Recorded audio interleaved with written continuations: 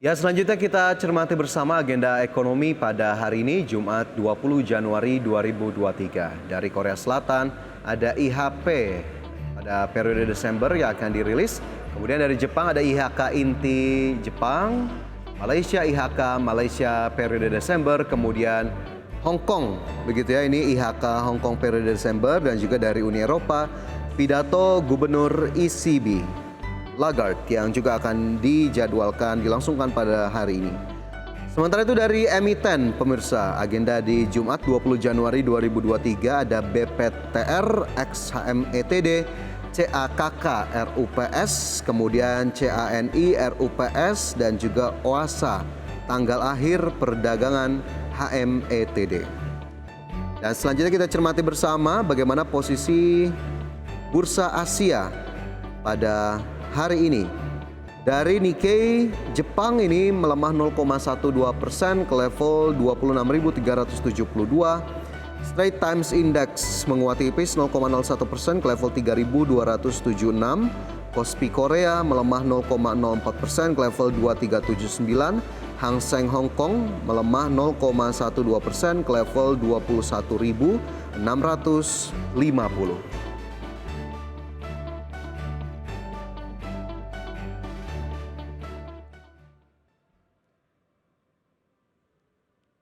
Dan kali ini kita sudah tersambung melalui aplikasi Zoom dengan Kenji Putra Cahaya, Head of Business Development PT FAC Sekuritas. Selamat pagi Mas Kenji, apa kabar hari ini? Selamat pagi Mas Wiki, kabar baik. Puji Tuhan Ya, sehat. ya Mas Kenji, ini kita cermati bersama posisi dari indeks harga saham gabungan begitu ya. Jika kita review terlebih dahulu perdagangan di hari kemarin, bagaimana kemudian pasca pengumuman dari Bank Indonesia terkait dengan kenaikan suku bunga acuan, adakah dampak tersendiri bagi IHSG di perdagangan kemarin? Betul, market saya rasa sudah memprediksi juga memang dari BI juga akan menaikkan suku bunga 7 reverse repo rate. Nah itu sebesar 25 basis poin menjadi 5,76% kan. Jadi menurut saya untuk sektor finance khususnya perbankan dan yang termasuk ke Bank Buku 4 ya itu juga akan menjadi sentimen positif sendiri dan pasar melihatnya sebagai tanda-tanda perbaikan dan pemulihan ekonomi lebih lanjut gitu Mas Wiki. Oke, ada tanda-tanda perbaikan, tapi apakah kemudian hal tersebut masih sesuai dengan ekspektasi pasar, Mas Kenji, terutama dari kenaikan BI rate sendiri?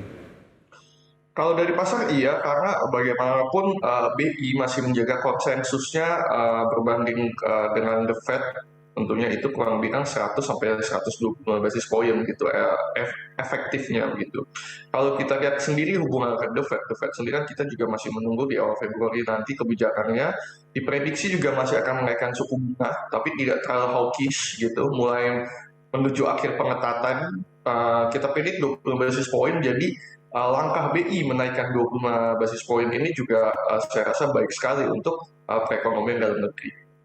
Dengan pernyataan lanjutan dari Bank Indonesia bahwa era suku bunga tinggi sudah berakhir, sebetulnya pasar meresponnya cukup positif atau justru masih mengharapkan kenaikan kembali jangan-jangan? Justru saya lihat pasar sudah merespon jauh-jauh lebih positif. Ini kalau kita lihat contohnya seperti tadi Mas Wiki sudah sampaikan juga, ini sepanjang Januari 2023 net buy foreign paling tinggi kan kemarin di 709 miliar gitu ya. Nah itu dari capital inflow-nya juga masih bagus dan juga saya rasa market domestik ya, kalau kita lihat transaksi retailnya di sepanjang di awal 2023 ini juga masih sangat-sangat baik secara volume dan Oke. value-nya. Baik, itu yang kemudian menjadi perhatian dari pelaku pasar terkait dengan bagaimana kebijakan suku bunga Bank Indonesia kemarin pasca diumumkan dan IHSG menghijau 0,8%. Indeks kemarin ditutup positif begitu ya, Senin dan Selasa juga menghijau, di Rabu saja terpleset begitu. Tapi bagaimana dengan potensinya terutama di hari ini Mas Kenji? Kalau untuk hari ini, Mas Fajar, itu IHSG kita predik lebih akan cenderung mix gitu, pasca kenaikan suku bunga, tapi kita masih nunggu untuk foreign, jadi dari retail juga masih uh, wait and see untuk saham-saham kekerannya. Kalau kita lihat sebenarnya sudah cukup menarik untuk retail-retail investor retail sudah bisa mulai masuk atau chip in sedikit-sedikit untuk di market gitu. Oke, bisa masuk sedikit-sedikit begitu ya. Levelnya sendiri terdekatnya di berapa Mas Kenji yang perlu kita cermati? Oke, kalau untuk resisten sendiri, uji resistnya masih di area 7.000, Mas Fajar, itu yang kita expect di Januari ini. Seperti kita tahu kemarin Desember tidak ada Santa Claus rally, window dressing pun nggak ada hilal ya seperti itu ya. Dan dengan kalau kita lihat di pertengahan Januari ini sudah menjelang akhir, foreign juga masih cukup baik gitu untuk capital inflow-nya. Kita harapkan bisa mendongkrak ke IHSG at least uji level resisten di 7.000. Uji level resisten terdekat di 7.000 saat ini pada perdagangan kemarin, indeks di 6.819,907. Hari ini Anda lihat perdagangan akan cukup ramai atau tidak Mas Kenji menjelang libur di hari Senin nanti? Oke, biasanya secara siklus, Mas Fajar, memang kalau kita lihat menjelang weekend, apalagi kan kita dalam weekend, hari raya Imlek gitu ya, cuti bersama di hari Seninnya, biasanya cenderung memang secara volume transaksi sendiri agak sepi di market. Tapi kita expect hasil juga pasca keputusan BI menaikkan suku bunga 25 basis point ini, saya rasa investor-investor juga sudah mulai mengeker-ngeker saham-saham yang prospek mid to long term-nya cukup baik, mulai dari sektor finance, mungkin banking seperti yang tadi saya sebutkan, dan juga basic material juga masih cukup hot untuk kita pantau. Oke, saham-saham dari sektor-sektor tadi cukup menarik meskipun memang biasanya menjelang libur panjang begitu ya agak sepi, tapi nanti kita lihat bagaimana kemudian aksi dari pelaku pasar pada perdagangan di hari ini. Lantas Mas Kenji, kita berbicara term yang lebih panjang begitu. Apa yang kemudian bisa menjadi katalis bagi indeks harga saham gabungan untuk bisa terus bertahan melaju dan kembali mencatatkan pertumbuhan positif di waktu-waktu ke depan? Oke, kalau kita lihat mungkin kalau kita lihat posisi pelaku pasar saham, mereka kan cenderung mengambil posisi wait and see di kuartal 4 2022. Nah, ini memang untuk 2022 kurang apik di penghujung tahun khususnya bagi IHSG gitu, tapi kita bisa expect untuk di 2023 ini market merespons lebih positif.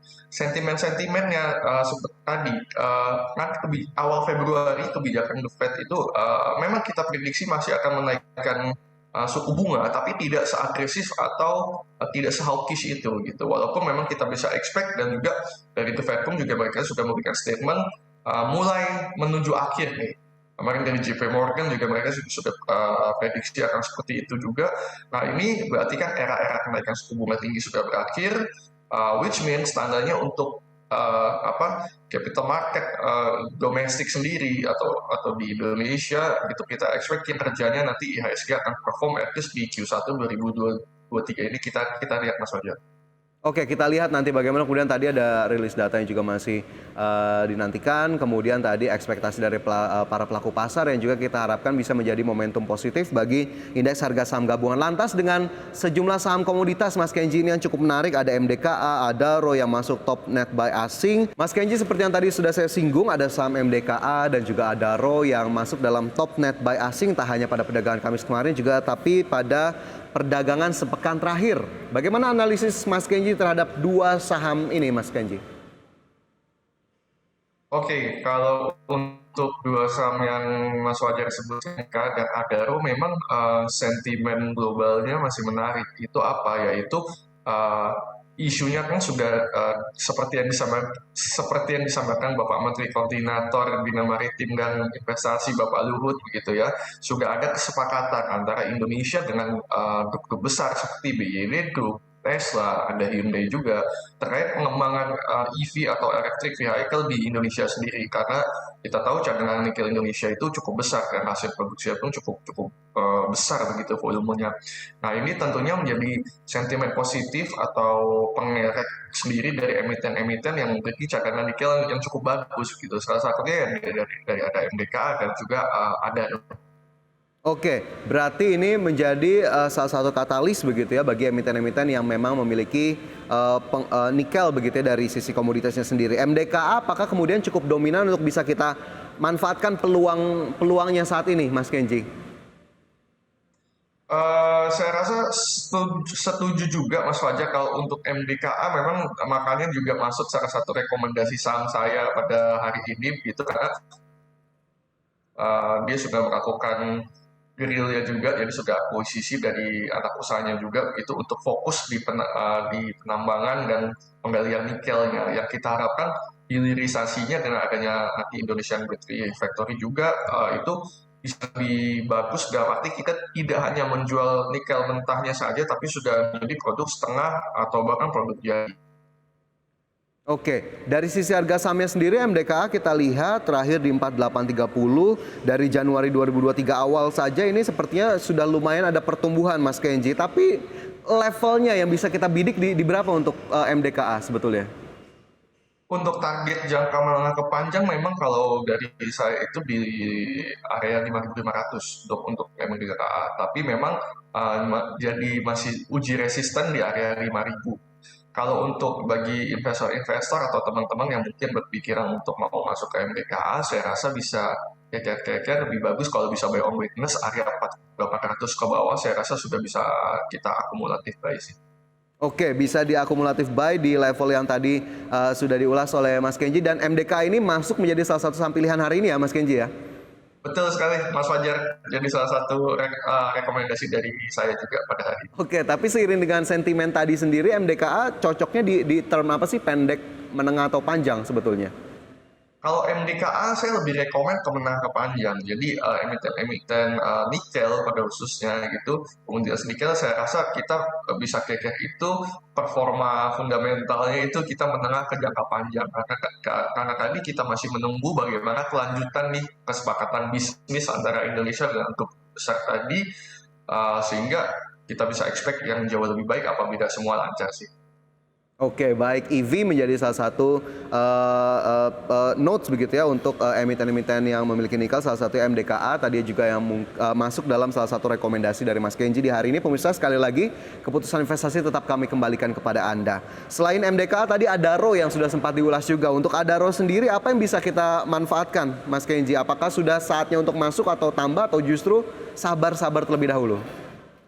Kalau Adaro, saya rasa kita bisa lebih sabar dulu. Untuk Adaro sendiri, saya sudah set target itu area 3.800. Memang untuk target jangka sekali lagi mid to long term-nya di 3.800. Tapi kita masih butuh uji resist juga area 3.600 sih. Oke, berarti Adaro masih harus ditunggu terlebih dahulu. Level terakhir di 3.230 dipantau dulu pemirsa apakah kemudian mungkin sudah masuk dalam watchlist Anda atau sudah masuk dalam bidikan Anda. Tapi jika memang keburu sudah punya Mas Kenji Adaro, apakah kemudian sarannya masih sama? Kalau sudah punya, saya rasa lebih baik teman-teman wait and see. Perhatikan level support area 3140 dan sekitarnya gitu di 3140 sudah boleh. Kalau amit-amit ternyata koreksi lanjutan ya 340 kita bisa stop loss dulu sambil kita lihat posisi support terendahnya di berapa, kita bisa chip in sedikit-sedikit lagi. Oke, wait and see terlebih dahulu level di 3140 dilihat kembali pemirsa. Sepertinya alarm stop loss juga bisa mulai dinyalakan jika memang tadi ada level yang mungkin saja tertembus atau koreksi kembali untuk Adaro level terakhir di 3230. Adaro MDKA semoga juga bisa menjadi tambahan informasi untuk Anda pemirsa di pagi hari ini. Dan sebelum kita berlanjut ke saham-saham lainnya, saya ingin bergeser ke saham pilihan terlebih dahulu ya Mas Kenji ya. Pemirsa, saya sudah punya informasinya terkait dengan saham pilihan dari Mas Kenji di hari ini. Kita cermati bersama saham-sahamnya yang berikut ini pemirsa. Ada BBRI, ini support 4420, resisten 4760, rekomendasinya buy. BBCA rekomendasinya buy on weakness, MDKA buy on weakness, kemudian Antam rekomendasinya buy dengan level support dan resisten yang bisa Anda cermati bersama di layar televisi. Mas Kenji, salah satu saham pilihan Anda ada Antam dan ini juga menjadi salah satu saham yang ingin saya tanyakan kepada Anda. Untuk Antam sampai dengan saat ini posisinya seperti apa dari sisi pergerakan sahamnya sendiri maupun mungkin dari sisi fundamental? Nah, kalau Antam sih kalau mungkin kita lihat teknikal, memang kalau kita dari awal Januari kan kenaikannya sudah cukup signifikan gitu. Ini memang kan didongkrak oleh sentimen-sentimen yang tadi sempat kita obrolkan gitu, dari posisi nikelnya dan juga harga goldnya juga ada begitu. Nah, tentunya Antam juga didongkrak oleh kenaikan harga emas global yang mungkin sudah agak koreksi sedikit karena sudah agak overheat ya, sudah terlalu tinggi dari harga emas dunianya juga. Tapi saya rasa performa di sampai akhir 2022 dan juga di awal 2023 kita masih bisa expect untuk masih growing dari fundamentalnya Antam sendiri gitu Mas Fajar. Oke, kita masih bisa expect untuk pertumbuhan kembali untuk Antam, begitu ya. Kita lihat sahamnya sendiri terakhir di 2.270 pada perdagangan kemarin, pemirsa, dilihat dari Januari 2023, padahal di awal-awal masih bahkan berada di level di bawah 2.000. Apakah kemudian Antam cukup prospektif untuk kita jadikan pilihan saat ini, Mas Kenji, terutama ini juga masuk dalam salah satu saham pilihan Anda? Ya, kalau dari Antam sendiri kalau kita lihat secara teknikal sudah memang tinggi, sudah mulai naik, saya rekomendasikan kita akumulatif buy sedikit-sedikit, jangan langsung all in. Apabila memang dia keep naik terus, kita bisa chip in lagi untuk akumulatif buy gitu. Kena target tadi di 2.680. Oke, jadi sepertinya akumulasi bertahap direkomendasikan untuk Antam, begitu ya, sambil melihat bagaimana kemudian pergerakan sahamnya nanti. Tadi ada level support dan resistance untuk Antam yang juga dapat Anda perhatikan, pemirsa, sudah diinformasikan juga dan ada dalam grafis yang sudah kami tampilkan. Dari Antam, ini kita bergeser ke saham pilihan berikutnya, masih dari rekomendasi Mas Kenji. Ada dari sektor perbankan BBRI yang mendapatkan rekomendasi buy. Seperti apa BBRI ini analisisnya, Mas Kenji? Oke, jadi ada dua bank BBRI dan BCA sebetulnya. Untuk BBRI memang bank-bank big cap. Ini saya rasa secara teknikal kita sudah cukup menarik. Ini sudah mendekati dari level support ke area MA dan kita harapkan apabila dari market sendiri geopolitiknya juga tidak terlalu fluktuatif banget gitu ya. Yang kita harapkan lebih baik lah untuk masuk di Q1 2023 ini. Kita harapkan performance sektor finance khususnya perbankan big cap di BRI ini bisa ya menuju uji resisten lah, Mas Fajar. Uji resisten di level? Kalau untuk BRI sendiri uji resistnya itu di level 4760. 4760 saat ini di 4.610 BBRI, mumpung masih di awal tahun, Mas Kenji, masih di Januari. Apakah BBRI juga cocok untuk bagi pemirsa mungkin yang ingin memulai di sektor perbankan terutama big caps untuk memulai BBRI untuk jangka waktu setahun ke depan mungkin atau lebih dari setahun ke depan? Yes, ini saya rasa momen-momen cukup baik untuk teman-teman investor apabila mau masuk ke saham-saham big cap mungkin yang profil resiko yang tidak terlalu tinggi begitu ya. Ini harganya secara teknikal cukup menarik. Kalau fundamental performance-nya cukup bagus rata-rata di 2022 perbankan big cap. Jadi valuasinya masih cukup menarik, masih di bawah MA sedikit ya. Jadi kita harapkan masih growth untuk sampai di 2023 lah. Jadi target price-nya tadi selain resisten terdekat yang sedang diuji, target price-nya sebetulnya yang di-expect di berapa nih Mas Kenji untuk BBRI? BBRI di area 4.900, Mas Fajar. 4.900 masih ada ruang begitu yang bisa dimanfaatkan bagi Anda yang mungkin saja masih memperhatikan atau menimbang-nimbang saham BBRI saat ini di 4.630, bahkan di pre-market saja sudah kembali mengalami kenaikan. Sekali lagi pilihan kami serahkan kepada Anda pemirsa. Satu saham lainnya dari saham pilihan masih dari sektor perbankan, BBCA. Mas Kenji, ini sepertinya sebetulnya saham yang cukup familiar sekali begitu ya untuk kemudian bisa menjadi salah satu saham pilihan. Tapi terkini analisisnya seperti apa untuk BBCA? BBCA sebenarnya kondisinya sama dengan BBRI dalam arti secara teknikal masih berada di area MA, masih ada peluang uji resist untuk achieve target lagi begitu untuk BCA di area-area 8.650 untuk BCA. Oke, BCA berarti di level-level yang bisa kita perhatikan? Level-level buat teman-teman investor yang masih mau masuk mungkin area-area 8.275, 8.300 sudah bisa mulai collective buying juga dengan target jangka menengah itu area-area 8.600 sampai 6.050. Oke, level-level yang bisa diperhatikan untuk BBCA begitu yang memang sampai dengan saat ini masih berada di kisaran 8.275 atau di posisi pagi hari ini terkoreksi 0,6%. BBCA tapi secara historical bisa dijadikan pilihan jangka panjang juga kah Mas Kenji? Untuk jangka panjang tentu perbankan big cap masih punya fundamental yang cukup baik untuk support itu, tapi let's say kalau buat teman-teman investor, mungkin jangka menengah sudah bisa profit taking dulu sambil nanti ancar-ancar untuk masuk lagi apabila ada koreksi.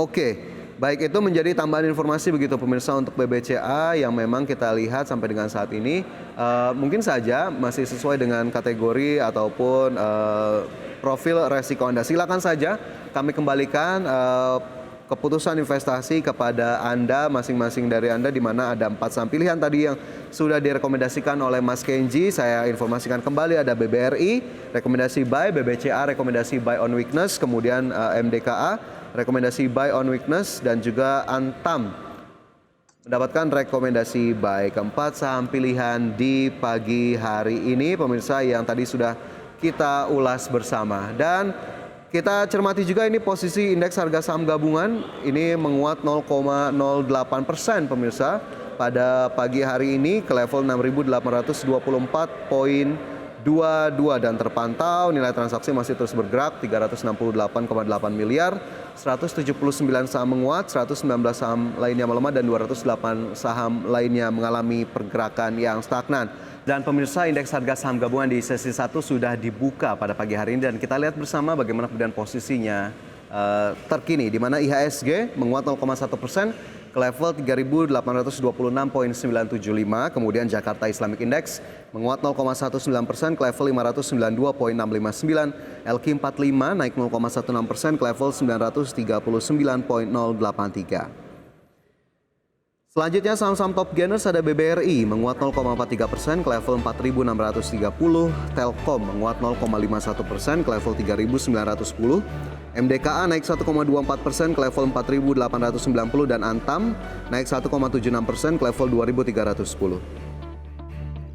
Dan dari top losers ada BBCA melemah 0,6% ke level 8.275, BSBK turun 6,9% ke level Rp120, ASII terkoreksi 0,43% ke level 5.825, dan ada BP turun 6,76% ke level Rp138 per saham.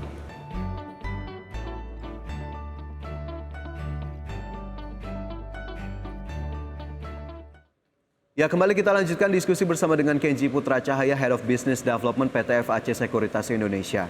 Mas Kenji, mencermati posisi IHSG di sesi 1 hari ini, di sesi opening, bagaimana tanggapan Anda? Untuk market sendiri di akhir minggu ini saya rasa kita bisa cukup optimis walaupun menjelang long weekend seperti tadi, tapi yang kita harapkan sentimen-sentimen positif yang memang baru muncul di market bisa mendongkrak IHSG dari mulai tadi hasil rapat RDGBI, menaikkan suku bunga, dan juga perform capital inflow lagi yang kita harapkan lanjutan. Jadi jangan kemarin terbesar se-Januari, mungkin kita expect bisa di akhir Januari ini semoga bisa ada capital inflow lebih besar lagi lah. Oke, berarti di hari ini meskipun perdagangan baru berjalan 7 menit, expect-nya tetap mampu bertahan di zona hijau ya sampai akhir sesi 2, Mas Kenji? Yes, betul. Kita expect memang masih tutup menguat untuk IHSG pagi ini. Mungkin tidak terlalu besar, tapi memang tipis-tipis, tapi masih menguat. Semoga secepatnya kita bisa uji resisten di level 7.000 untuk IHSG. Uji resisten terdekat 7.000 ini menjadi ekspektasi terdekat begitu ya pagi hari ini, bahkan kembali bergerak pemirsa naik 0,31% ke level 6.841,598. Mas Kenji, ada satu saham komoditas yang juga tadi sudah saya siapkan ingin ditanya tapi belum begitu ya. Tadi ada PSAB yang juga masuk dalam saham yang sepertinya cukup menarik perhatian di akhir-akhir ini. PSAB sendiri apakah memang demikian menariknya baik dari sisi teknikal? Nah, ini kan salah satu top net foreign buy juga ya untuk PSAB begitu di satu pekan lalu dengan double digit kalau saya tidak salah itu kenaikannya. Untuk PSAB memang sentimen kenaikan harga emas juga menjadi faktor pendorong juga mengerek dari emiten tersebut, karena dari PSAB juga mereka kan sedang fokus melanjutkan gitu proyek-proyek tambang emas bahkan gandumnya yang sempat terpending di tahun lalu itu mau dilanjutkan di 2003. Jadi kita expect untuk kinerja fundamental emiten PSAB sendiri di 2023 seiring dengan kenaikan harga emas kemarin linear akan lebih baik gitu. Oke, jadi memang masih bisa dilihat kembali bagaimana kemudian PSAB lajunya. Tapi adakah target terdekat yang mungkin bisa menjadi acuan untuk PSAB? Kalau untuk PSAB sendiri saya mungkin lebih rekomen untuk kita masuk midterm saja gitu. Kalau untuk short term karena secara teknikal memang sekarang posisinya sudah cukup tinggi. Nah, untuk midterm sendiri kita expect bisa ke level 170. Oke, di expect bisa ke level 170 sudah cukup tinggi untuk PSAB. Pemirsa silakan saja diperhatikan, kembali keputusan kami kembalikan kepada masing-masing dari Anda. Dan terkait PSAB tadi sepertinya menjadi saham terakhir yang bisa kita ulas di pagi hari ini Mas Kenji. Sayang sekali waktu kita terbatas. Terima kasih banyak atas informasi dan analisis yang sudah disampaikan. Selamat melanjutkan aktivitas kembali dan selamat tahun baru Imlek Mas Kenji. Siap, terima kasih Mas Fajar.